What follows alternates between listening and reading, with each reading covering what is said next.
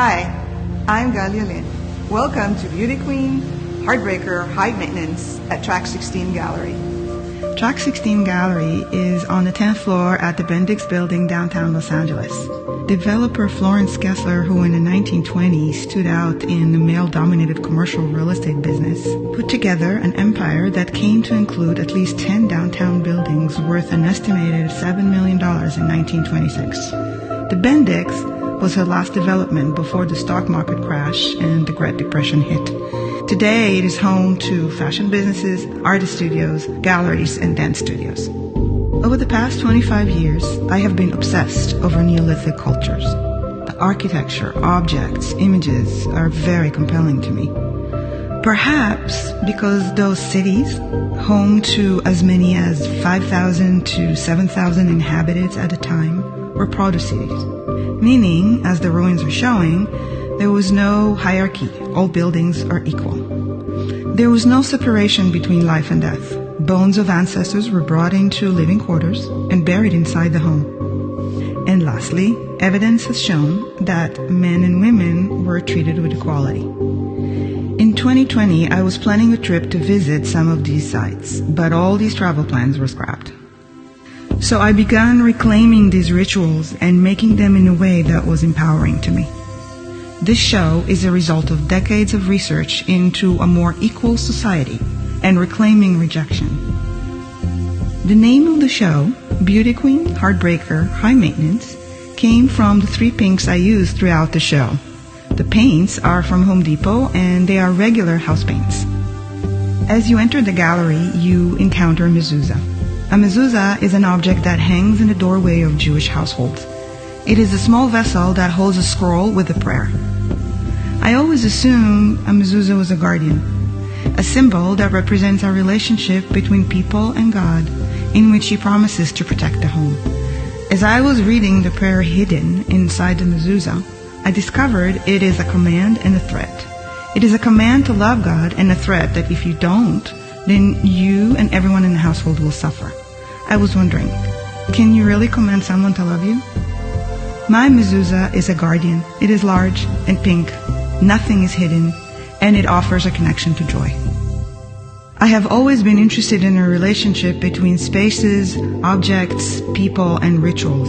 Over the past 15 years, I've created multiple places, both permanent and temporary. This past year, I gave myself permission to create such a place for myself.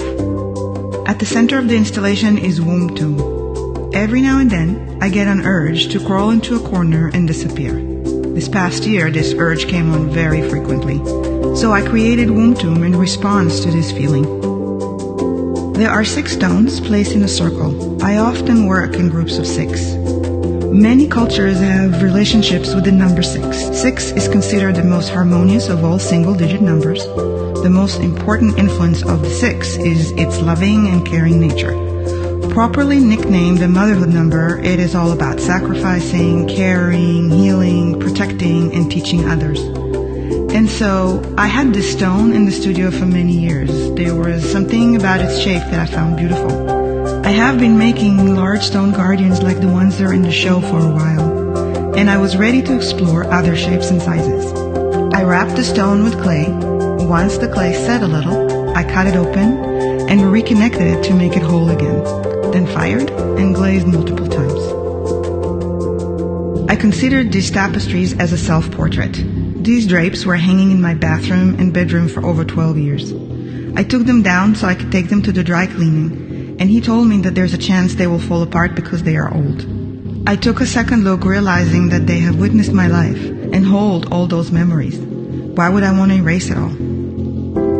I make vessels and guardians, exploring their relationship between strength and vulnerability. For this new body of work, I use new bodies of clay, glazes, and firing techniques, stretching size, temperature, and glazing so that I can create a conversation between clay, organic glazes, and metallic ones. When I was building mezuzah and Womb Tomb, I realized that I will need to paint them vertically, which would be a new thing for me, because when I sketch and paint, I do it horizontally. So I collected the plywood pieces I had in the studio, covered them in stucco, and began painting. I was completely absorbed in the viscosity, smell, and vibrancy of the paint. It felt like a moment of channeling what was outside myself into the form of a guardian or a totem. Over the years, I have accumulated small stones from multiple firings, stones that have broken off from large pieces. I kept them all. This past year, they became precious objects to be wrapped and protected. These building blocks were created as glaze samples. I have begun exploring new glazes and needed to do some samples on different clay bodies, firing schedules, and temperature. Normally, glaze samples are done on a tile, but I don't do 2D objects, so I wanted to see what the glaze would look like on a 3D body. There are 36 building blocks, 2 times 18. In the Jewish alphabet, every letter has a number. The number 18 make the word chai, which means alive. It is customary to give multiple of 18 for life celebrations. These works are a part of an offering in which 1/3 of the funds will go towards supporting Arts at Blue Roof, a newly launched nonprofit in District 9 in South LA. More specifically, funds will support a room of one's own, an artist residency for women and women-identified artists of all disciplines. The residency will provide a studio, stipend, exhibition space, and a mentorship network. Thank you for joining me on a video tour of Beauty Queen, Heartbreaker, High Maintenance at Track 16 Gallery.